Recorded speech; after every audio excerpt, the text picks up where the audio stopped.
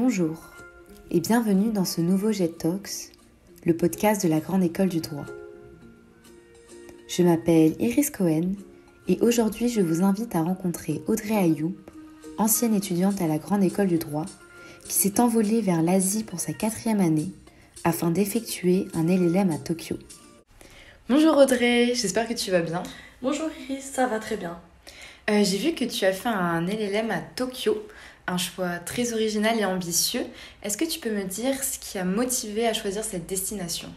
Alors oui, j'ai toujours été intéressée par la culture japonaise. C'est quelque chose qui m'intéressait déjà depuis de nombreuses années. Et puis justement, ça me faisait faire un challenge parce qu'il n'y avait qu'une seule personne qui était allée au Japon. Et puis j'avais aussi cette envie de partir vraiment loin pour mon LLM. Il y avait aussi une considération pécuniaire parce que le coût de l'année au Japon était quand même beaucoup moins élevé que des LLM aux USA ou en Angleterre. Et est-ce que ça a été difficile d'y emménager pour un an ? Que ce soit pour les papiers, même obtenir le visa ou émotionnellement d'être seule? Alors, je dirais oui et non. C'était difficile d'emménager parce que, alors pour le visa, c'était pas si compliqué que ça. Le problème, ça a été une question de timing qu'il fallait gérer entre aller chercher mon visa et l'avoir pour l'envoyer à la faculté. Mais ensuite, sur place, le plus compliqué a été de faire les procédures administratives parce que l'administration japonaise parle pas forcément anglais. Voilà, je pense que c'est le point qui a été le plus compliqué pour moi quand j'ai emménagé. Après, le moment de solitude a été dur parce que j'étais arrivée 2 semaines avant le début du LLM pour essayer justement de m'acclimater, mais c'est un moment où j'étais assez seule parce que je connaissais encore personne du LLM, j'avais pas forcément de connaissances non plus sur place. Donc cette période-là était un peu compliquée, mais une fois qu'on arrive à s'adapter et qu'on commence à sortir, à rencontrer de nouvelles personnes, ça a été. Et comment as-tu trouvé ton logement ? Par agence, sur place ou sur internet ? Alors moi j'ai trouvé mon logement par internet, donc j'ai cherché, parce que de base je voulais faire... alors il y a plusieurs choses. En fait, Keio propose l'université où j'étais propose des logements pour les étudiants. Donc il est possible de passer par la fac pour un logement, donc il propose différentes résidences. Le problème, c'est que pour faire les procédures d'acceptation, il faut être à l'heure japonaise, donc se lever à 3h du matin pour envoyer son dossier, et sachant qu'on est en concurrence avec tous les autres étudiants. Que j'ai pas eu l'opportunité d'être dans ces résidences étudiantes de la fac, ce qui personnellement n'était pas plus mal parce que les résidences étaient quand même assez éloignées du campus où j'étais en LLM.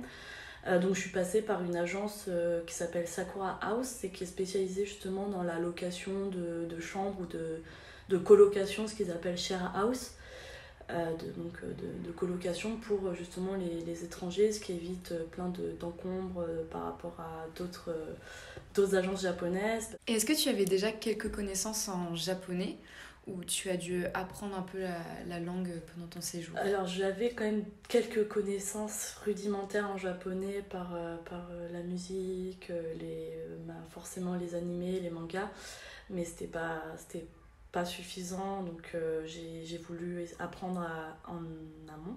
Et puis ensuite apprendre sur place avec les locaux, et aussi Keio propose des cours de japonais débutants. Quelles sont les principales différences que tu as pu constater dans la manière de vivre au Japon ? Alors au Japon, c'est vrai que j'ai eu un certain choc culturel parce qu'ils ont justement une culture tellement différente de la nôtre que il fallait s'adapter.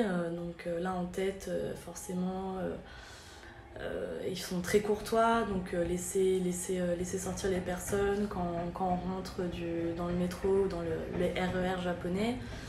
Il y a aussi pas mal de différences au niveau de la nourriture. Donc aussi cette espèce d'habitude qu'il faut prendre à bien mastiquer, à faire des bruits avec la bouche en mangeant ses ramen pour faire pour signifier aux cuisiniers que c'était très bon.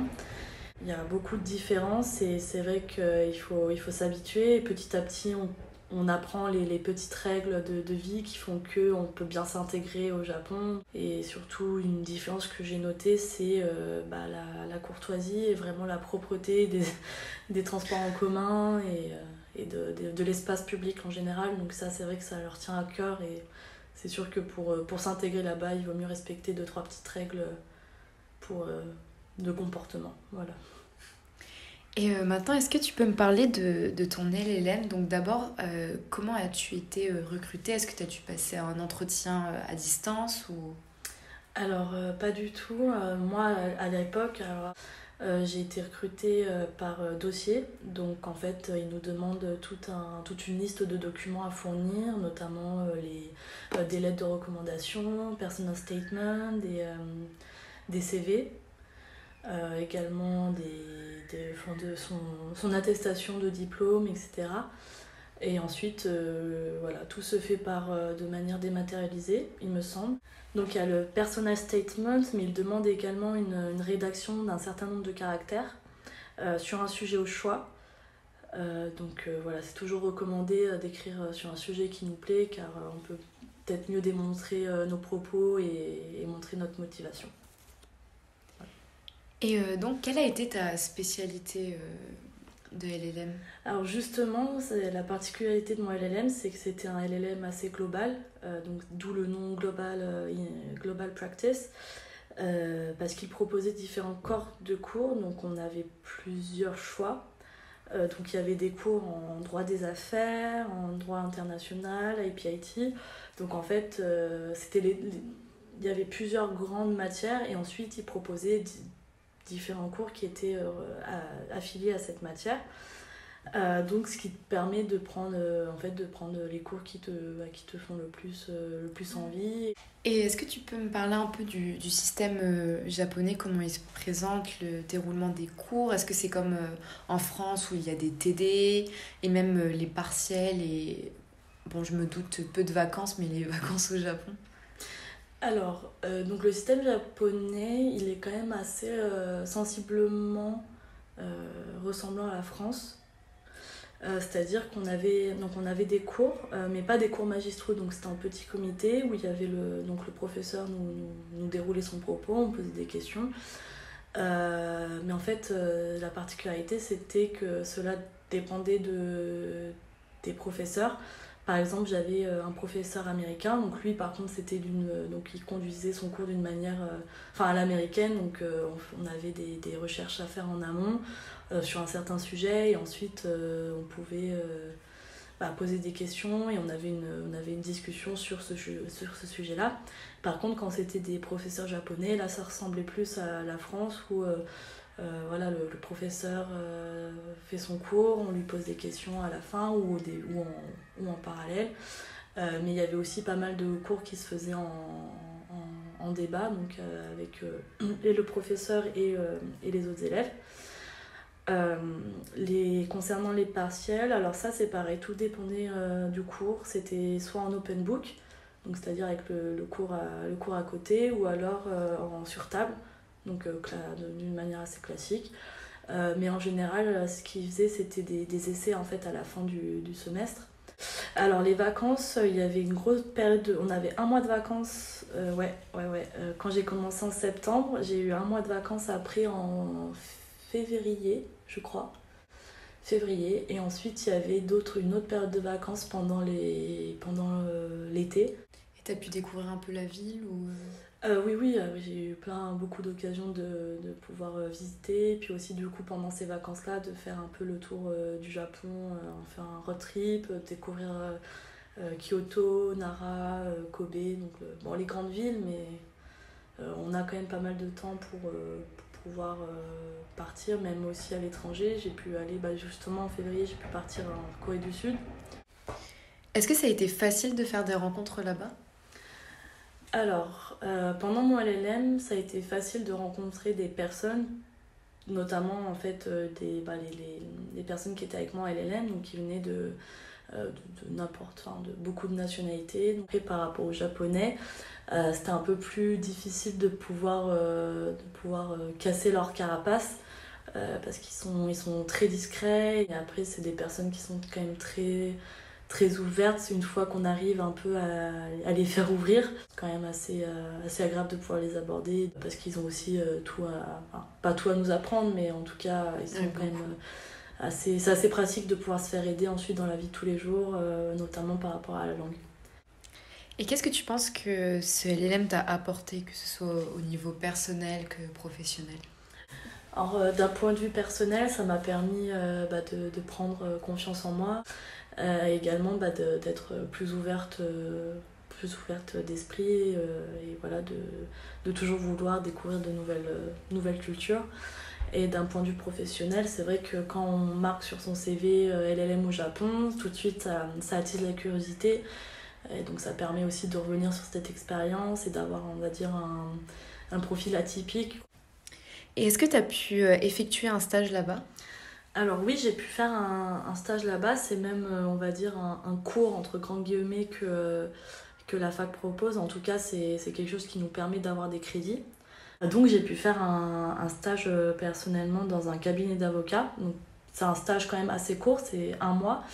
Mais ça permet justement déjà de mettre en pratique ce qu'on apprend en LLM.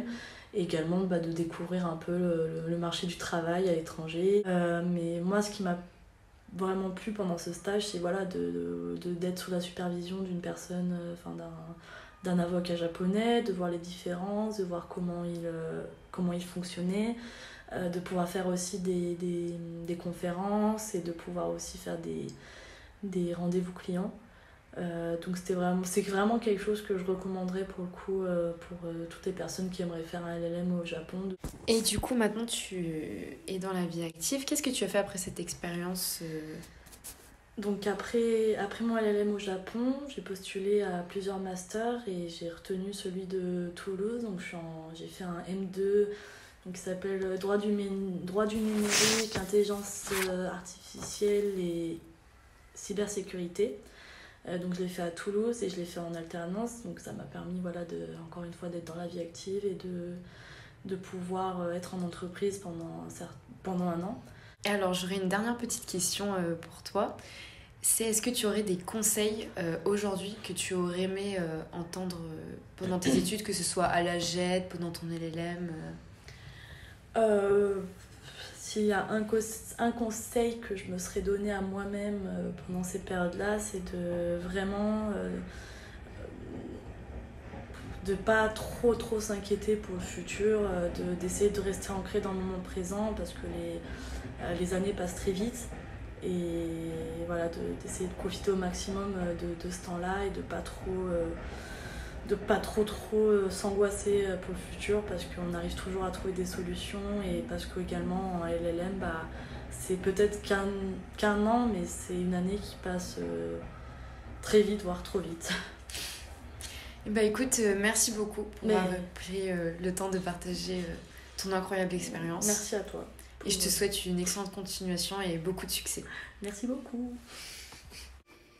C'est la fin de ce Jet Talks sur le portrait de Audrey Ayou, ancienne étudiante de la Grande École du Droit et son expérience LLM au Japon. Vous pouvez contacter Audrey sur LinkedIn en recherchant Audrey Ayou. Si vous avez des questions ou des retours, n'hésitez pas à nous contacter par mail à association.ged@gmail.com. Vous pouvez aussi consulter le site internet de notre formation, grandeécoledudroit.com, ou encore nous retrouver sur Facebook, Instagram, YouTube ou LinkedIn. À bientôt!